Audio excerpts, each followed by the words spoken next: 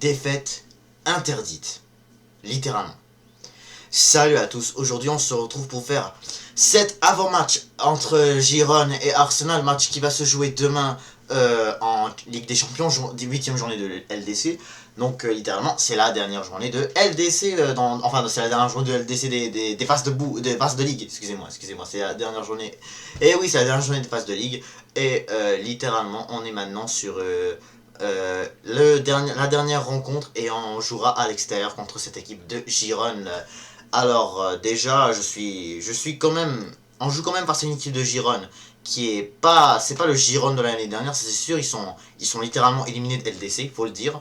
Mais le plus important c'est que là maintenant, nous en tant que Gunners maintenant là, on est presque qualifiés, ou soi-disant on est qualifiés, mais comme est-ce qu'on va, je sais pas, est-ce qu'on peut dire littéralement on est 100% qualifiés, ou est-ce que même, ou est-ce qu'il faut dire qu'on est juste, qu'on est qualifié pour le top 8, mais comme faudrait comme qu'on... En tout cas, ce qui est certain, c'est qu'on est presque qualifié, ça c'est sûr. Le but, au moins, c'est de surtout chercher un match nul aujourd'hui, à un match nul ou une victoire au Montivilli. Voilà, littéralement, le terrain de Girone s'appelle Montivilli. Mais en tout cas, le but d'aujourd'hui, c'est que littéralement, bah voilà, il faut que tu ne perds pas, surtout, parce que ça se pourrait que si tu perds, surtout aujourd'hui, demain contre Girone, bah ça se pourrait qu'il y ait des équipes qui sont derrière nous, comme l'Inter, l'Atlético, Aston Villa, Atlético Madrid, Leverkusen, Dortmund, littéralement plein d'équipes qui sont genre en dessous de nous, ou sinon hors du top 8, que là ils vont sûrement peut-être pouvoir être capables de s'imposer et de peut-être essayer de nous dépasser dans le classement. Et littéralement ça se pourrait que nous on baisse beaucoup plus. Donc ça montre que vraiment c'est des matchs que tu vas devoir obligatoirement, enfin obligatoirement, tu vas devoir au moins chercher un match nul et essayer de surtout éviter la défaite le plus possible.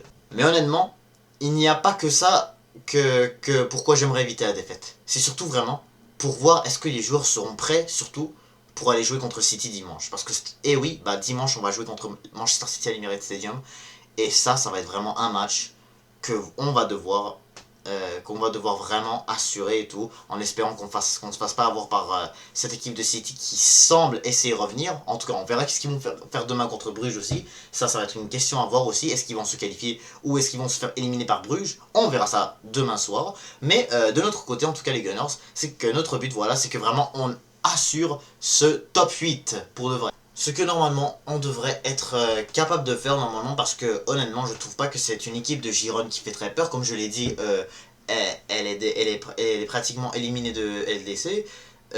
Puis cette équipe là, bien sûr que cette équipe là, voilà, elle n'est pas au top comme la saison dernière. Voilà, ils finissent 2 ou 3ème de Liga, je sais plus. Mais littéralement voilà, ils ont réussi à se qualifier pour la LDC. C'était ce qu'il fallait faire pour eux.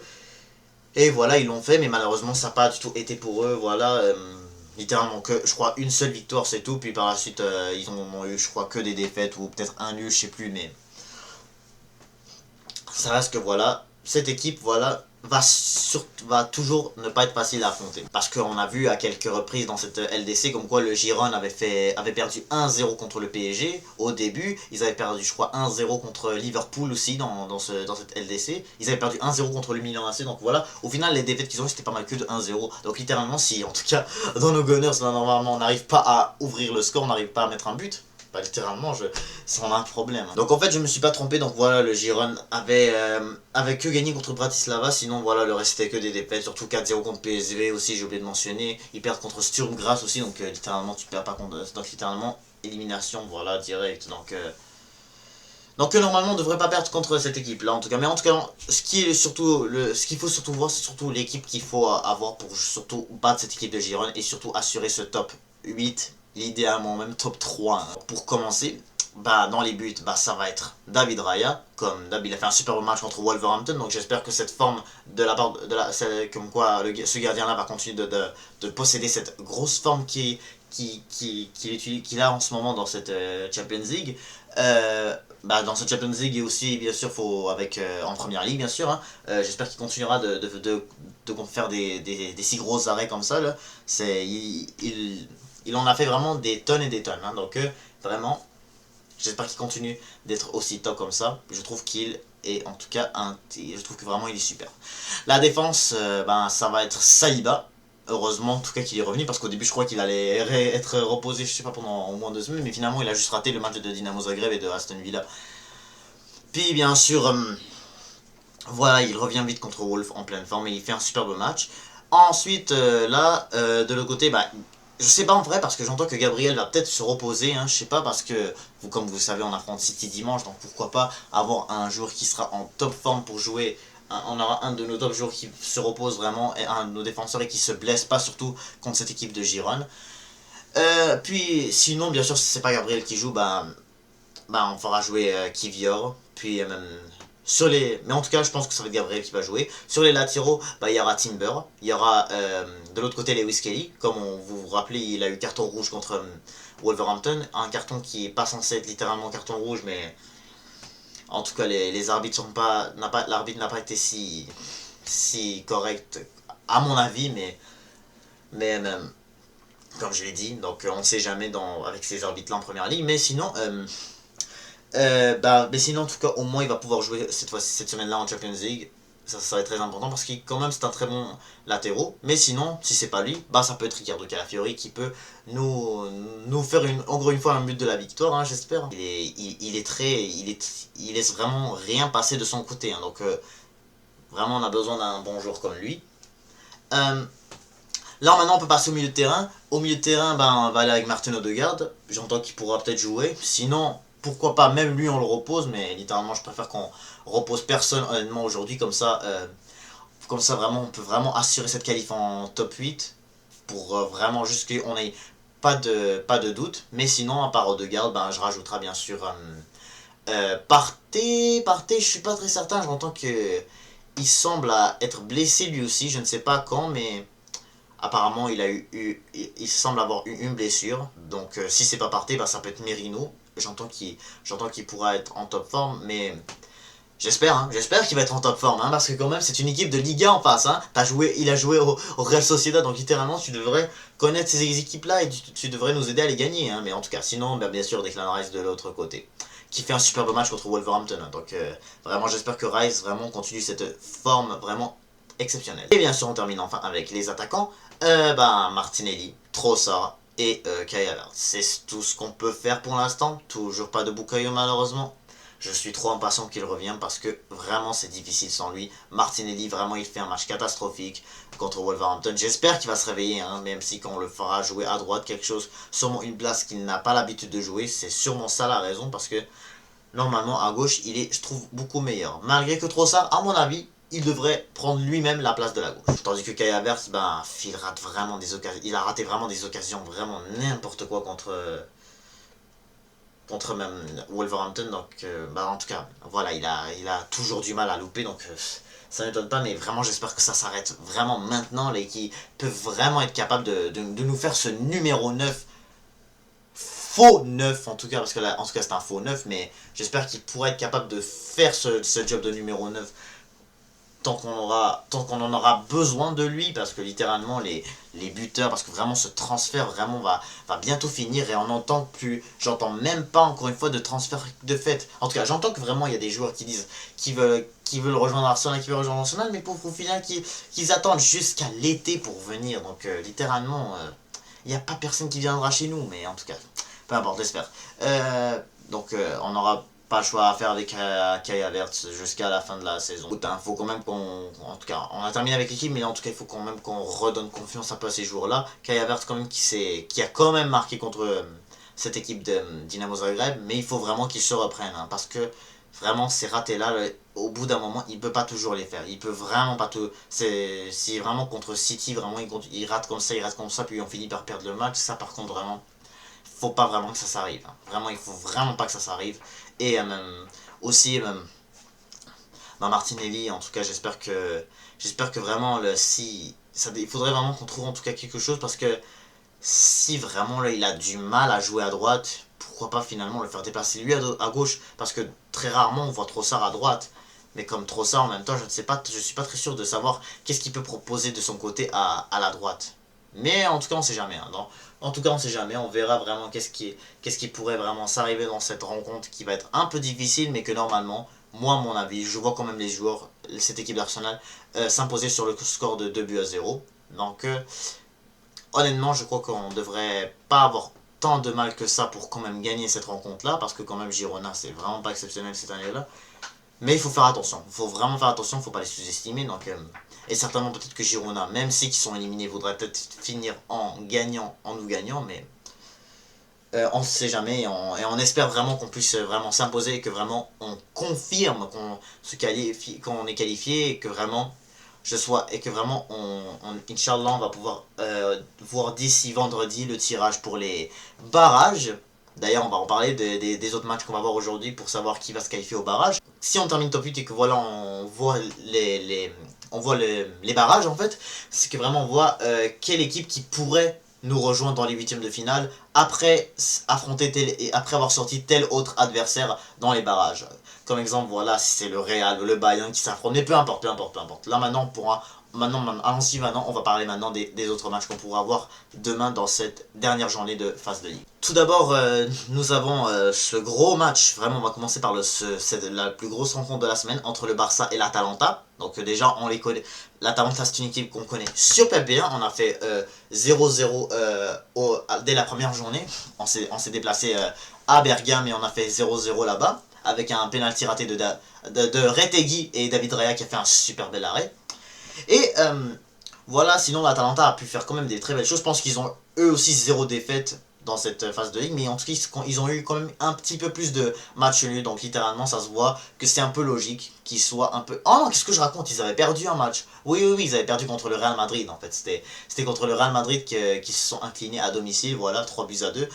J'avais oublié celle-là, mais en tout cas ça reste que cette équipe d'Atalanta est toujours une nation pas une nation, mais un club toujours dangereux. Et ouais, hein, je suis toujours dans ma tête sur sur ce tirage de la CAN, mais même là, il faut que je retourne en Europe, mais dans cette Ligue des Champions. Mais peu importe, revenons à ce que j'étais en train de dire.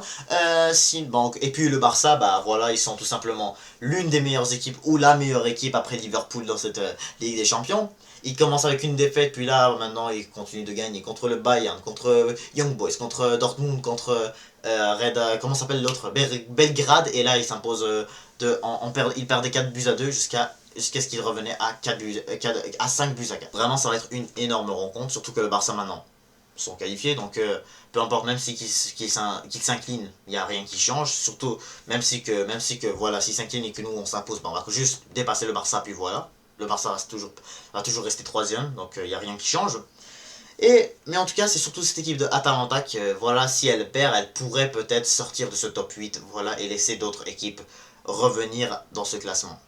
Et pour continuer, bah, on a le Real Madrid, ils affrontent Brest. Donc vraiment, le Brest, en tout cas, c'est une équipe quand même qui joue super bien dans cette Ligue des Champions, à part que voilà, ils avaient perdu 3-0 contre le Barça et 2-0 contre le Shakhtar Donetsk, les deux étaient à l'extérieur, mais à domicile, vraiment, ils sont bons, voilà. Donc peut-être qu'ils pourraient surprendre cette équipe du Real Madrid, malgré que moi je vois quand même le Real s'imposer, surtout qu'ils n'ont pas le choix, hein. S'ils veulent aller à ce top 8, ils ont besoin de gagner. Même chose pour le Bayern Munich. Eux aussi, voilà, après leur défaite 3-0 contre Feyenoord, et là, voilà, ils ont eu en tout cas plein de défaites aussi dans cette phase de ligue contre le Barça et l'Aston Villa. Ils ont fait aussi match nul avec... Non, ils n'ont pas fait match nul, mais en tout cas, ils ont gagné contre Shakhtar, ils ont gagné contre le Paris Saint-Germain, contre Benfica, et bien sûr, ils ont gagné 9-2 contre Dinamo Zagreb. Donc, en tout cas, ça reste que cette équipe du Bayern reste toujours redoutable, et contre le Slovan Bratislava, ils n'auront pas le choix de gagner, et je pense qu'ils le vont, eux aussi. Ensuite, t'as Dortmund aussi. Dortmund aussi, ils doivent gagner contre le Shakhtar après s'être inclinés contre Bologne. Donc eux aussi, ils doivent gagner s'ils veulent rester dans les huitièmes. Inter Monaco aussi, ça va être une belle rencontre à suivre en Ligue des Champions. Donc littéralement, t'as Monaco qui a pas le choix de gagner pour s'ils veulent garder cette place dans le top 8, en tout cas, parce que surtout après avoir gagné Aston Villa, ça leur a permis de remonter un peu dans le classement, mais s'ils veulent se mettre totalement dans le top 8, bah, il va falloir qu'ils gagnent contre l'Inter Milan, sinon voilà, ils vont rester dans les barrages. Puis l'Inter, bah voilà, l'Inter en tout cas ils ont le même nombre de points que nous les Gunners. Après nous avoir ils avoir battu Leipzig, ils avoir battu plusieurs clubs, là faire match avec Man City au début.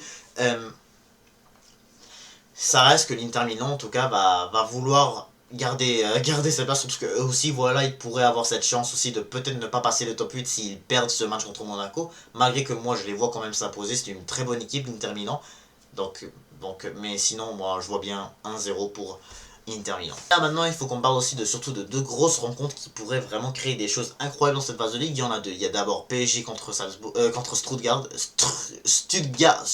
Stuttgart. Désolé là c'est dur à prononcer mais c'est le PSG contre Stuttgart demain en Ligue des Champions. Ça va être à l'extérieur en Allemagne. Et aussi il y a Manchester City contre Bruges en Ligue des Champions qui va être aussi un match qui va être très important pour les hommes de Pep Guardiola. Parce que oui, littéralement, Man City est dans la zone de élimination. Donc après avoir perdu contre le Paris Saint-Germain. Là maintenant, t'as Manchester City en fait qui sont maintenant dans la merde un peu parce que voilà, ils sont dans le classement des éliminations. Parce que si il n'y a pas de victoire, ça veut dire défaite ou nul, bye bye, t'es éliminé. Mais là, il faut qu'ils s'imposent.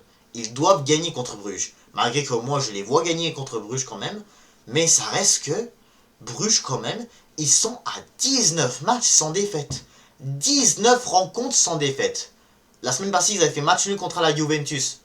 D'ailleurs, même Juventus aussi, hein, ils ont besoin de gagner aussi s'ils veulent aller au top 8. Mais pour revenir à City,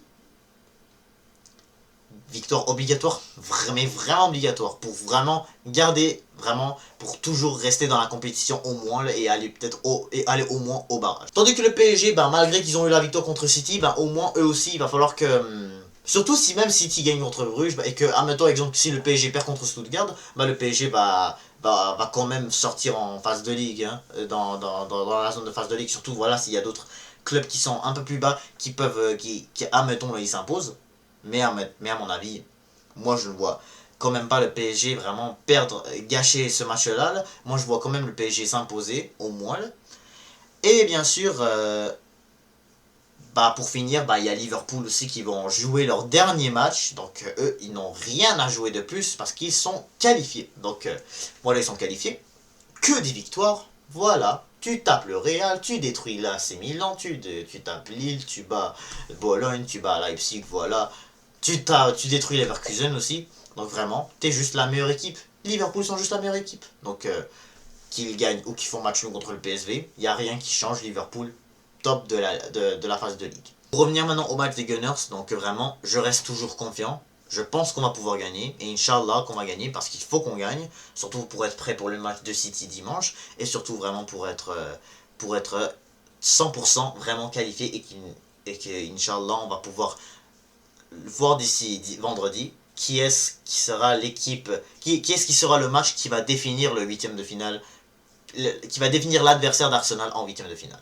Donc c'est la fin de ce débrief, n'hésitez pas à vous abonner, liker, commenter et je vous dis à toutes.